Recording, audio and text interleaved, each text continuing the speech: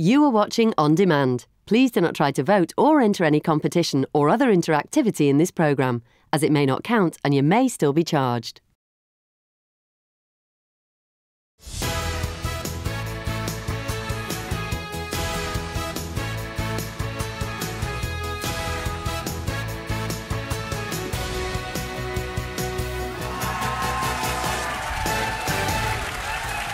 Today on your Loose Women Live, it's Ruth Langsford, Colleen Nolan, Janet Street Porter and Dame Kelly Holmes.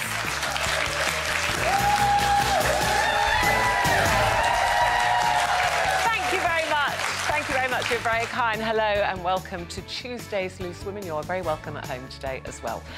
Coming up, as war still rages in Ukraine, 8 months on, we'll be catching up with friend of the show, journalist Mariska Paldalko, to get the latest on life in Kyiv. And after going through the agony of miscarrying their quadruplets last year, Hollyoaks actress Georgie Porter and her fiancé Ollie will be joining us in happier times as they prepare to welcome a baby boy. And, I know, it's lovely, isn't it? And do you have a cat voice, a dog voice, or even an alpaca voice? We're going to... No, there's a reason I'm asking this question. We will be discussing why we should all be using silly voices to talk to our pets. And as always, we love to hear from you. Do you have one of those voices? Let us know what you think about anything we're discussing today. All the ways for you to get in touch are on the screen now. So, very, very busy morning in politics at number 10 Downing Street. Former Prime Minister Liz Truss delivered her leaving speech after just 44 days in office. And in the last hour, Rishi Sunak has given his first speech as Prime Minister. I want to pay tribute to my predecessor, Liz Truss. I admired her restlessness to create change. But some mistakes were made. I will unite our country, not with words, but with action. Trust is earned, and I will earn yours. And I understand, too, that I have work to do to restore trust after all that has happened. Together, we can achieve incredible things.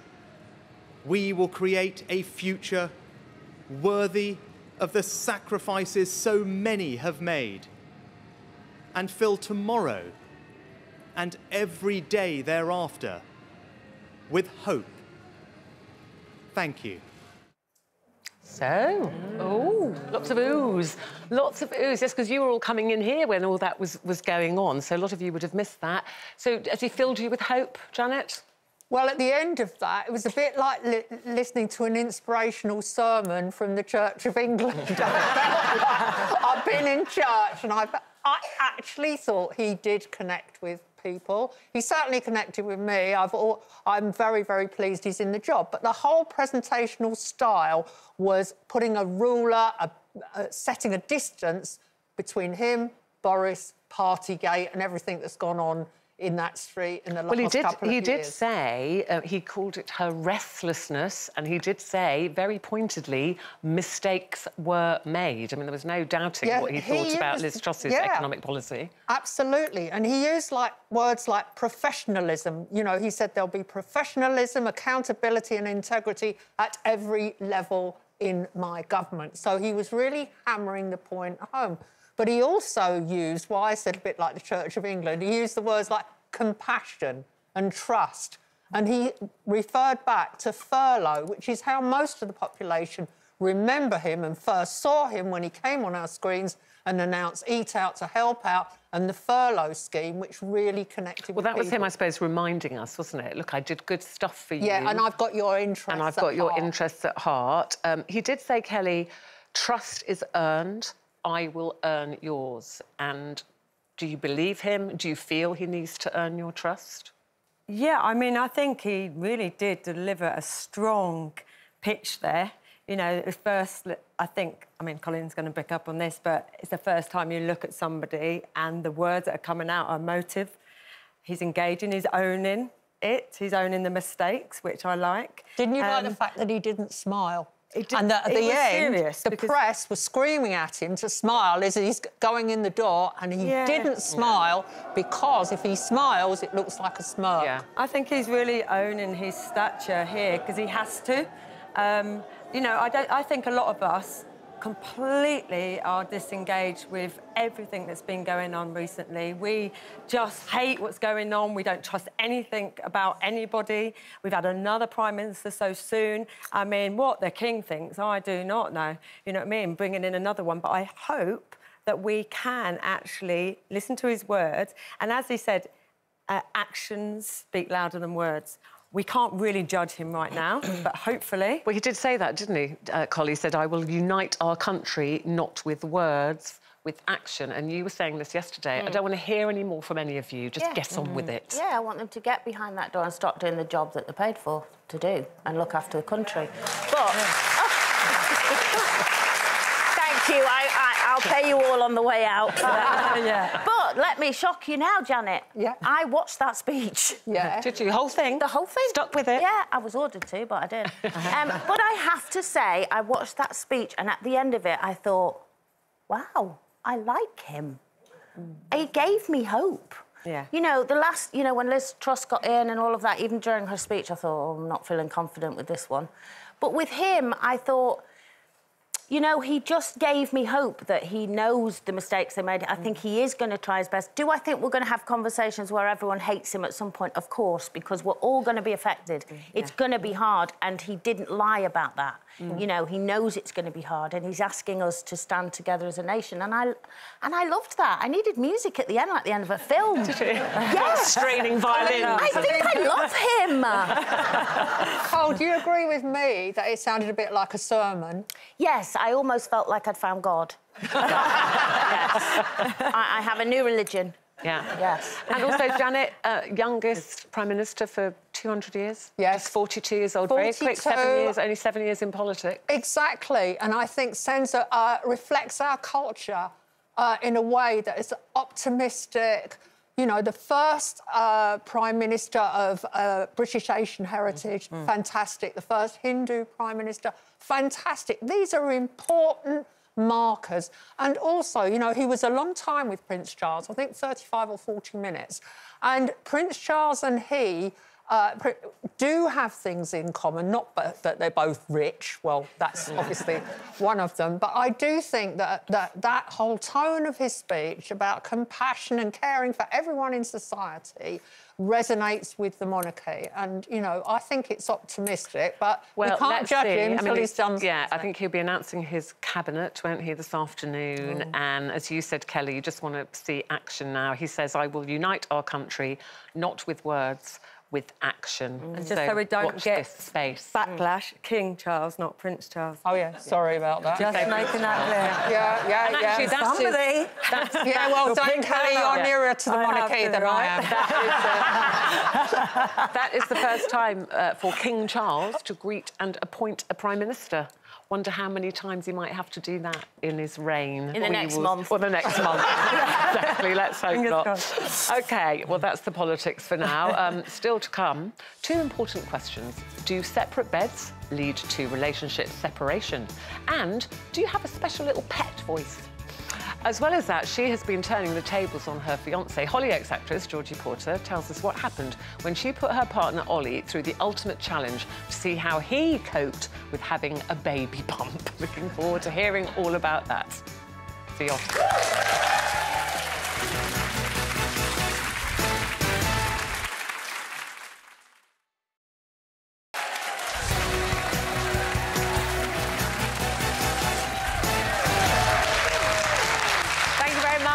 Welcome back to Loose Women. It's lovely to have your company this afternoon. And still to come, recent figures show that more than half of UK households own a pet. And most of us have a special little voice that we use when we talk to them. Do you have one of those? Yes, lots of those do. We're going to be revealing our unique pet voices later. You don't want to miss those. Oh, we especially don't. Janet's. Well, Janet's keeping her secret. She wouldn't even tell us hers this morning. Yeah, She knows. so embarrassing. So it will be a revelation for all of us. And fresh from the Pride of Britain Awards last night, Hollyoaks actress Georgie Porter will be here with her fiancé Ollie, telling us how after a very difficult couple of years, they're now preparing for the arrival of a baby boy, which is wonderful news. Yes, are indeed. Before we do any of that, competition time for you. £75,000 up for grabs, people. Yes, woo indeed. Kate Lawler has all the details you need.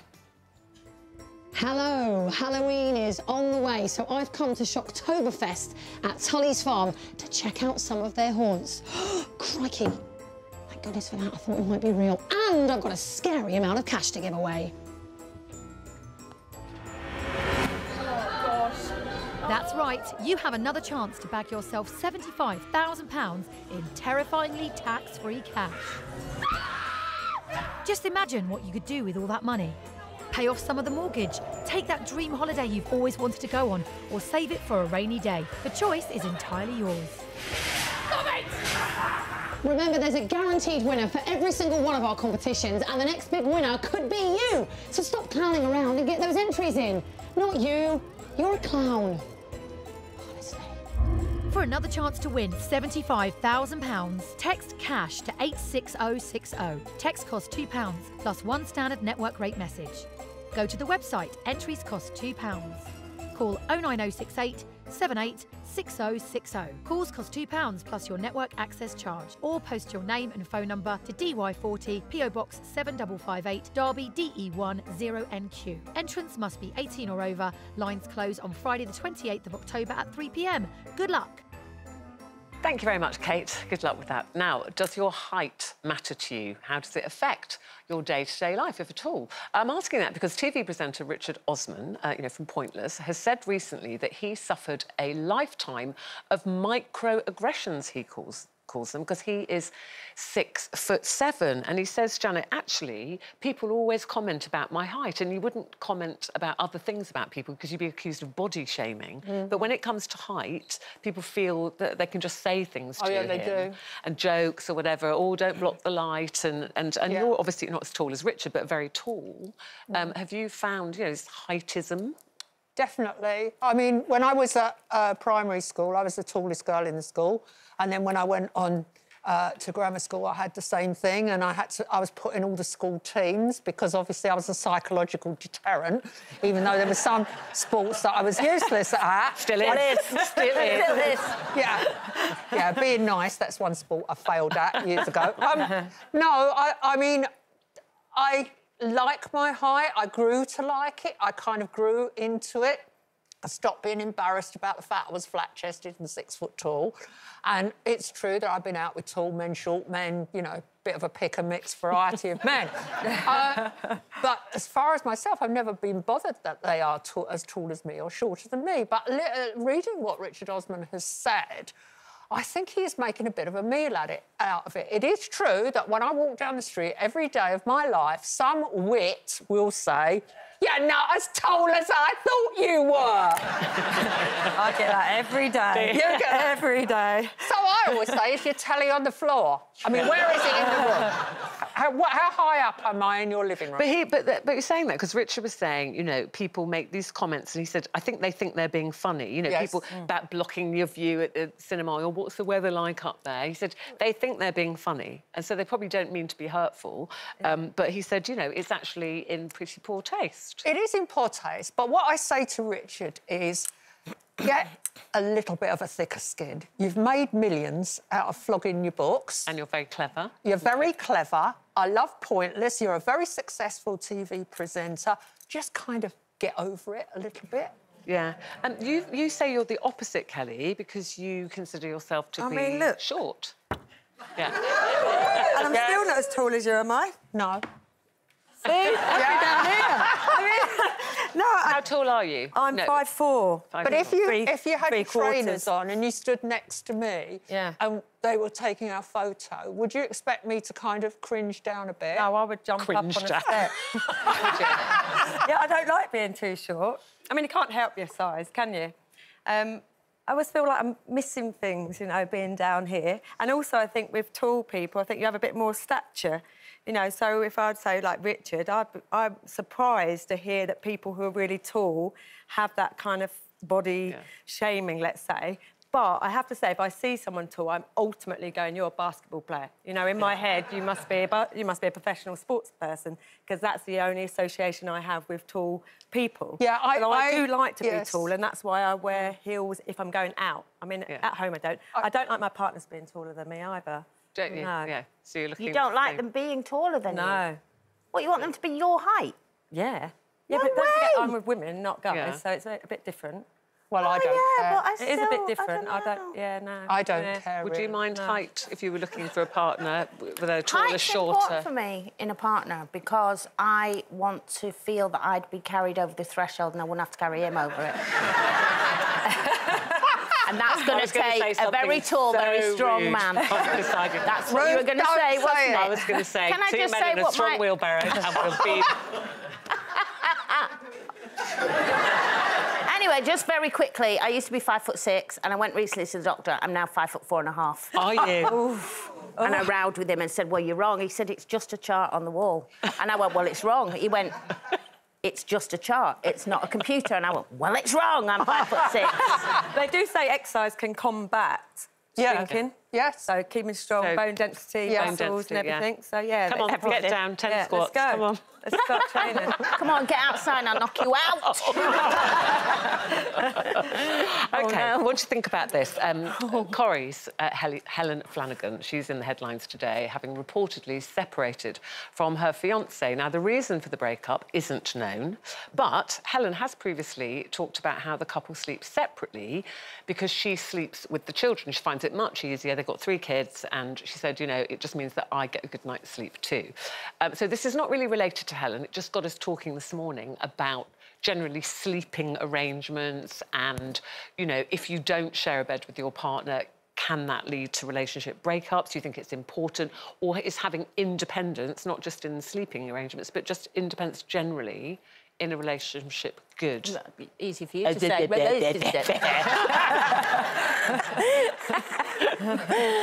Well, She's here's on the one thing. today. She's on one today. It's my last one of the week. I'm going home.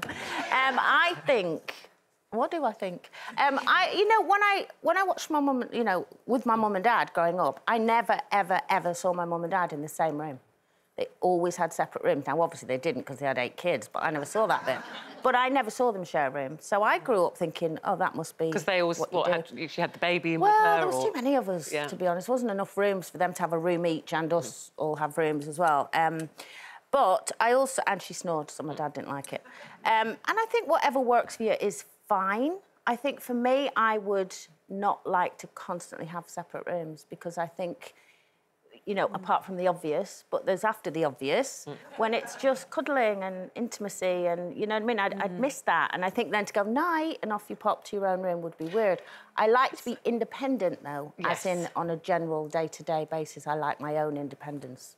Yeah, because we do know, you know, couples that literally are devoted, don't go anywhere without the other, and, you know, maybe that might possibly have been a generational thing. My dad's parents were very much like that. They went everywhere, did everywhere. If my grandma went to the hairdresser, my granddad would drive her, sit outside in the car, wait for her to have her hair done, to drive her home or to drive her to go... my heart. Yeah, I mean, it's actually lovely. There's a side of it which is there's lovely, and there's a part of it where I go claustrophobic and, like... No, my dad didn't do that. He never noticed if my mum had her head I on or think not. so many older women had that problem where their husband would take over the driving and then they stopped driving and then they stopped going out and then they stopped seeing their friends. And I think it's really important to keep your independence, to do as much as you possibly can to push yourself. And I think what you're saying, Colleen, about after the cuddling's over, then, you know, it's lovely and you're in the same bed. What if a man who's 10 out of 10 or a woman who's 10 out of 10 at the business is then a snorer? A snorer. 1/3 of If he is a 10 out of 10, Janet, he can snore his head off. Could it be that knackered? He ain't going anywhere. Should be asleep. And it's not just snoring. It's that thing where in the middle of the night they have a dream. It might be a full moon, it might be anything. Or the worst thing, the dog's on the bed as well, and suddenly you get and that's just the dog. What about you, Kelly? Did you see growing up in your family? You know, do you think it's important that kids see their parents or couples I was thinking together? about older people, like my nan and granddad, because they had separate rooms, but there was, like, mobility issues. One was always up at night, maybe. Someone's taking pills during the night, someone can't sleep, sweats and things, and they just didn't want to sleep together. But I think it then brings down to a lot of relationships about compassion and having a friend in that relationship. It isn't all sexual, is it? And I think when they get to a certain age, I'm sure that it doesn't matter. If you've been together 40 or 50 years, it don't matter about sleeping at night in the bed, same bed, you know? Because, like you said, with your grandparents, it's not that you didn't see love, they just didn't share the same room all the time. They just didn't. They got to a point where they couldn't. They had a better sleep apart. They had a better sleep because, definitely my nan and other older parents of my friends who have got, mobility issues, they can't. They've got to be on one side of the bed. You know, getting in a bed is awkward. They're getting up during the night. It's just not fair on anyone, is it? No. So, I mean, I'm sure they get to a point where, you really don't want somebody sleeping next to you, Carl. Unless he's a 10 out of 10. Unless he's a 10 out of 10. Yeah, then I'm locking and then the she door. goes to sleep because she's knackered and then we get there. Interesting. OK. So we are going to take a break now, but after that we're going to be catching up with Ukrainian television presenter Mariska Podolko about life in war-torn Ukraine as her husband prepares to fight on the front line. You might remember we've spoken to Mariska 2 or 3 occasions on the show, so we like to keep in touch to see how she's getting on. Also, after the devastating miscarriage of their quadruplets, Georgie Porter and her fiancé Ollie are now preparing to welcome a baby boy, which is lovely news, and we will be talking to them live on the show. See you in a bit.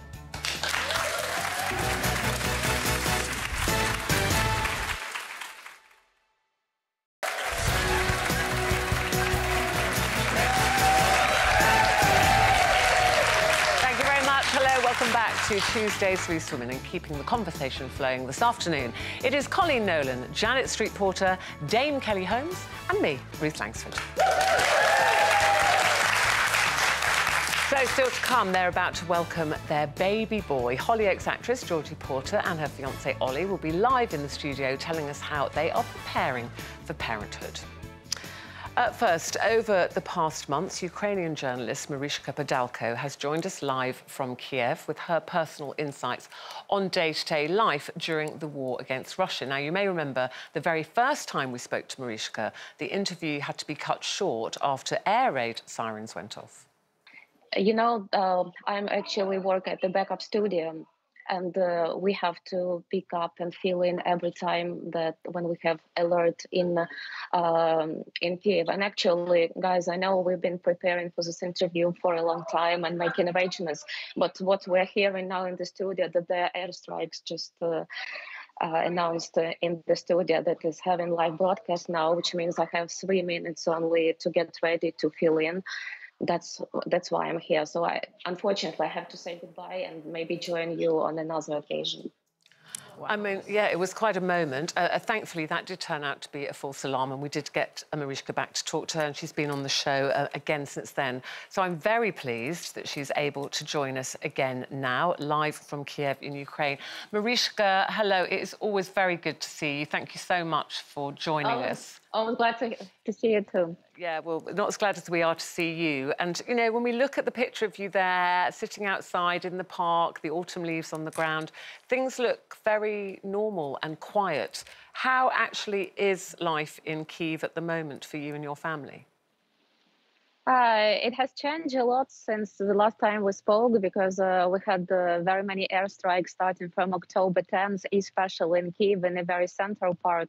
And a week ago, Kyiv was first attacked by this kamikaze drones that explode, and it was just behind that building, which is behind my back, so we could actually see it in our window how it exploded, because I think it was an energy company that was attacked. And since then, we take every air alarm very seriously. So I had to spend this morning again in a bomb shelter Fortunately, no explosions today, but we now take it very seriously. And at night now we have to cut off all our lights, so we save up energy because of these airstrikes that hit that Ukraine was under attack for 2 weeks. 40% of our energy system has been ruined by this Russian airstrike. So now we're having serious problems with electricity, but we try to do our best to survive at this moment and be brave. Yeah, I mean, and you are also incredibly brave. When we spoke to you the first time, Mariska, so many people had fled the country, but I understand now that 80% of those people are back in Kyiv and apparently appearing to have some kind of normality. You know, your children are going to school, you're going to work. Is that important to you, that you're trying to, within all this devastation and upset and unrest, trying to keep some normality yes, in your lives? Yes, it's absolutely important, because at first people were so much scared, like February 24th, the first day of invasion, people just heard one explosion and everybody just didn't know what to do, was paralyzed. And now people wait till explosions are over, and so make sure they have enough time to go to work, to pick up their kids. But still, it's very difficult. September has been so much better because people adapted themselves to go into bomb shelters at school, because should open our schools at all or stay exclusively on distant learning. And we decided that Ukraine can open somewhere its schools because people and children have been deprived of normal education for 2 years, like the British children, because of COVID. And now it's been a third year that we have to switch to distant learning. But unfortunately, after Kyiv was under attack twice, on 10th and on 16th, we were back at home. And unfortunately, we couldn't do even distant learning because of electricity cutoffs, because a teacher can have electricity in her apartment and somebody in another district of Kyiv at this point may be cut off just to save up energy. So every region of Ukraine has some energy. So it's been very difficult over the past 2 weeks, actually. And it's the first time that I'm thinking that I should take care of my girls who are not as brave as my son, and they cannot wake up every night and go to a neighboring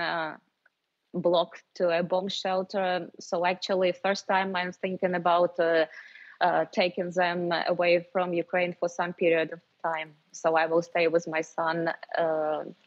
So I'm looking for friends who can take care of my girls, and I think I already have a place for them to stay in Prague and the Czech Republic. We'll be traveling next week and see whether they can stay there for some time, unfortunately. So, Mariska, it must be very, very upsetting to split up your family like that. But how is your husband? Is he on the front line? What's he doing? He is, people who are in the army, they don't talk much about what they are doing, but he's been gone. And actually, he's happy to be on the front line because he had to spend some time with his friends on military training, and he wasn't happy because he wanted to be on the front line. Now he is actually fighting again. Of course, it's very difficult for the family to wait for every time he's on the phone, but that's where he wants to be. That's where he feels victory can come maybe faster for Ukraine. And Mariska, is it true that your son equally feels that he wants to stay in Ukraine with you? He doesn't want to be sent away? Yes, because he is a guy in all meaning of this word. He is 15, and if he were 18, I think he would join the army right now because he is very much into history. He's been a winner of the city history of Ukraine contest. So he knows very much not only what is happening now between Ukraine and Russia, but he knows what is behind this. He knows all this historical background. So he's very much into this, and he's been volunteering a lot over the past 6 months. Mariska, how does this make you feel as a mother? You know, you're working, you just said your other family might have to go off away from you. You've got a husband on the front line, your son wants to go. How does it make you feel? And how are you dealing with it? The only thing that helps me right now is I've been in a host family myself, but for much better reasons. I was on exchange program when I was 18. So this somehow supports me that girls can be fine staying in a host family. But of course, I mean, it's the most painful thing for me is like when I open my Facebook account and see memories from the previous year or from 2 years ago. It's like seeing a life that you can never get back. Even after victory, your life will never be the same. And it's very difficult to comprehend. And this is something I don't want to think about. I just want to live from one day to another day because it's very difficult. And you mentioned it must be so difficult, Mariska, and our hearts go out to you, and we just think you're also incredibly brave, you and your family. You mentioned the word victory there. You were quite optimistic when we spoke to you in September of Ukraine being victorious. How are you feeling now, a month later? I'm feeling even more optimistic because the way Russia is behaving today and what it's doing is just another example that it's losing in the front line. That's why they are targeting civilians, targeting power plants, just trying to make populations surrender or ask our army to stop. But we just had a polling a few days ago after this strikes on our power plants. 86% of Ukrainians do not want any negotiations with the current Russian leader and the current Russian government. The only thing we want is to win and to keep our country. Yeah. Oh. So that's it. Oh, well, your line... We don't need any other places. The only thing we care is our country. Yes, I'm sure you do. Mariska, the line is nearly going there. We're so glad that it didn't go during that interview. Keep safe, you and your family and your husband. We wish you all well, and we look forward to talking to you again very soon. Take care. Thank you. Thank you very much. Thank you.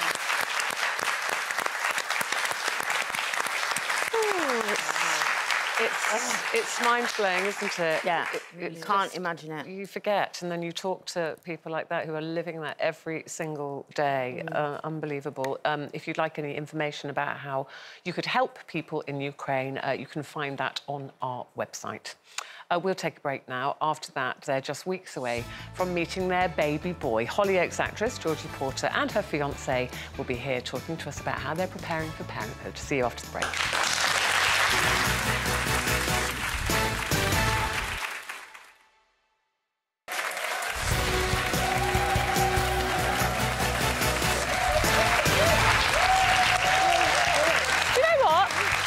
Forgotten I was on the telly then. I was just going to say, what are you doing? I forgot I was on the telly. Just reading the notes, they were chatting away. But anyway, hello.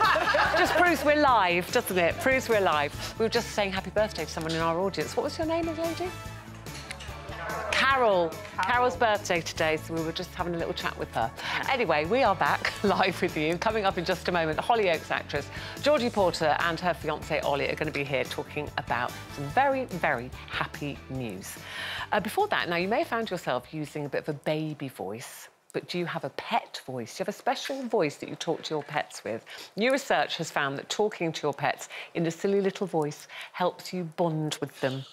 So, now, you see, I'd have thought, I'm not sure Janet's going to have a special voice. I'm not sure. I can't believe she wouldn't say this morning. She's like, oh, I don't know, I'm not going to say, but go on, pretend I'm Badger. Right, all right. Badger's just coming. If you're Badger and I've made... all right, I've made you dinner. Yeah. There's carrots and potatoes that I have boiled for you. And I go, Badgie. Potatoes. Now, obviously, if he doesn't eat it, potatoes, lovely potatoes, you love potatoes. But if you're Badger with his squeaky toy in his mouth that he won't take out and the noise has driven me round the bend, yeah, I've got the other voice. Brace yourself, Paul. Brace yourself. Watch out. Drop it! I dropped more than the toy. Wow. It's dominatrix or toddler. Oh, yeah. With nothing in between. What about you, Kit? Do you talk to your llamas? They're alpacas. Oh, God, alpacas. That's like saying someone from Australia that they're New Zealand. Oh, sorry. From New Zealand. Do you talk to your alpacas? Yes. What's your voice? Do you have a voice? Come, boys! Do it. Come, boys! And then they come charging down the field. They're only interested in the field. Oh, here we go. Here we go. Whatsoever. Look, have we got it?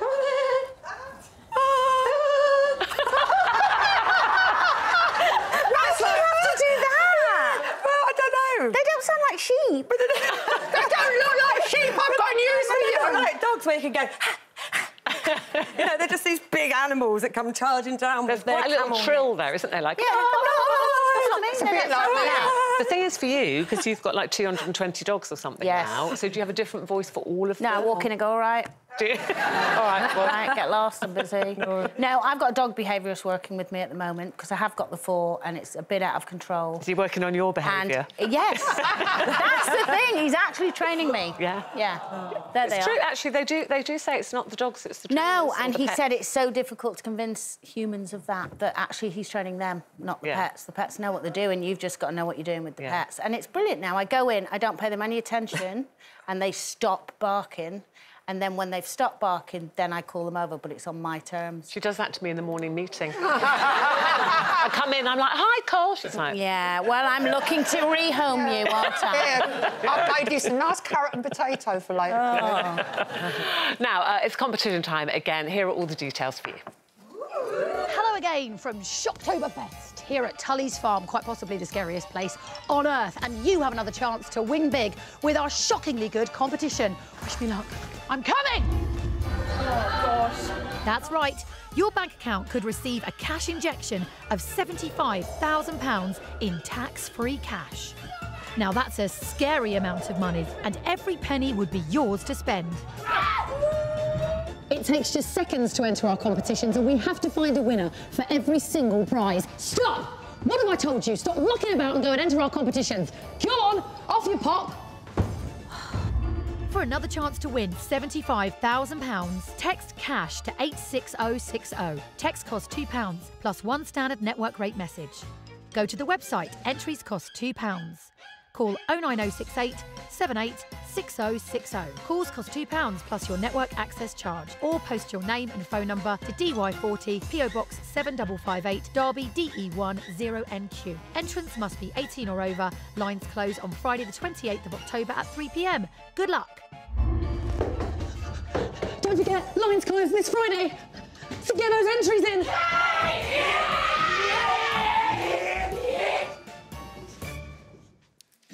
Now, Hollyoaks actress Georgie Porter and her partner Ollie Petrowski joined us earlier this year to share their heartbreaking experience of suffering miscarriage while pregnant with quadruplets. Well, I'm very happy to say that the pair are now expecting a baby boy in just a few weeks, and we're delighted that they're here to tell us how they are preparing for parenthood. Please welcome Georgie and Ollie.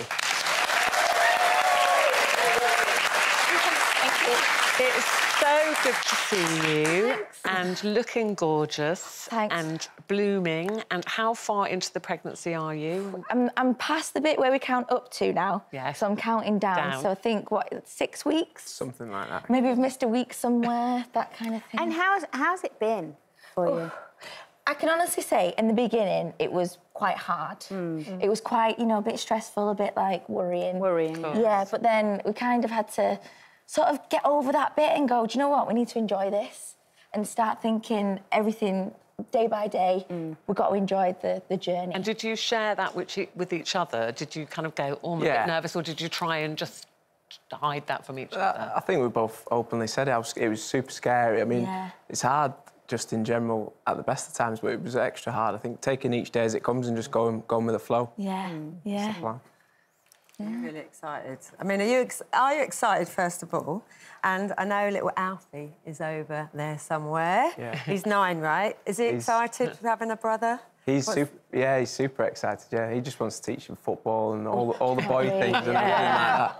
Yeah, he can't wait for that already. Yeah. I feel like already kicking he knows that's going to happen. I'm like...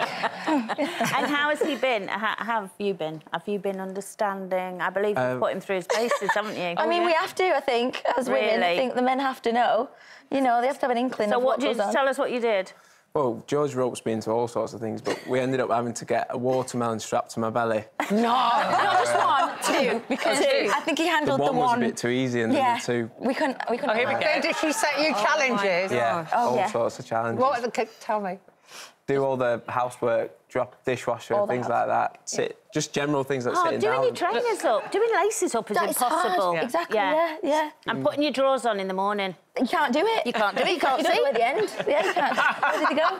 Yeah. Yeah, I threw a knife on the floor in that video as well, just to, like, you know, really... Because I don't understand. That's been the line of it all. I don't But understand. did you understand it a bit more after she put you through that? Yeah, I mean, 2 watermelons is probably not as hard as it is. It needed to be a but month, I think. yeah. I think you needed to live with that for a month. Yeah, you need to sleep. Yeah. Sleep. Well, we Lying say it's down, all right everything. carrying it. It was pushing out the watermelon. That's the Yeah. hardest bit, isn't it? Yeah. That's strange. I don't Getting think my head about around it. that. though. Yeah. I did want, I mean, you know, this is very happy times, and I don't wish to take you back to unhappy times, but I did want to ask you particularly, Ollie, that, and I think we touched on it last time you were here, that men often get forgotten in miscarriage.